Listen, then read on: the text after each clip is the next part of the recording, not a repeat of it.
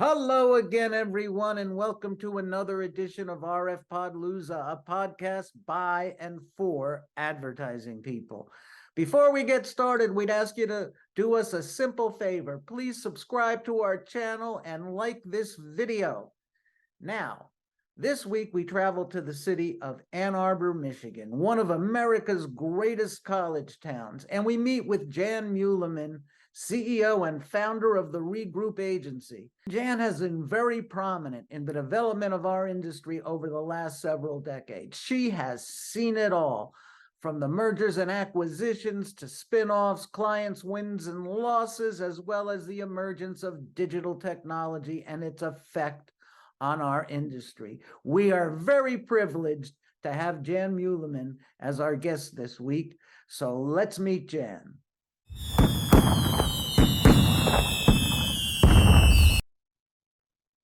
I'd like to welcome Jan Muleman to RF Podlooza. She is the CEO and founder of the ReGroup Agency. And Jan, I understand you have a real important milestone coming up soon. Can you tell us a little bit about that? It is our 20th anniversary as ReGroup. ReGroup is actually the fourth generation of a company that I founded many, many years ago in 1974, and had the good fortune of gaining a little client that grew into a big client, grew the agency. We sold the agency, folded into a much larger agency. That agency sold to Omnicom. Then we spun out of that agency and joined Fitch, which was an international design consultancy, and that sold and that sold and that sold. And in 2003, we bought ourselves back and became ReGroup. Well, that sounds like a history of the advertising industry over the last few decades, with all the M&As and spin-offs and client shifts.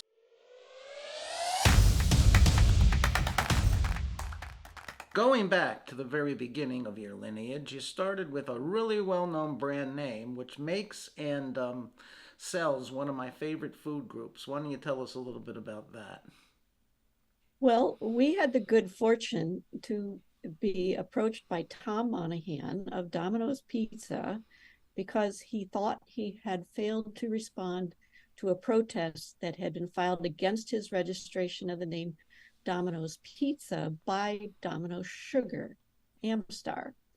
And he thought he had lost the use of the name, and he was going to pursue it in court, but he wanted to make sure that in the event that he lost, he could change the name. And in fact, 5 years later, when we were the agency of record for him, he lost in district court down in Atlanta, lost the use of the name. We actually switched out the inside graphics of the signs and the patches and the logos on the boxes to Pizza Dispatch, kept opening stores, and then when he won at appellate court, we switched it all back.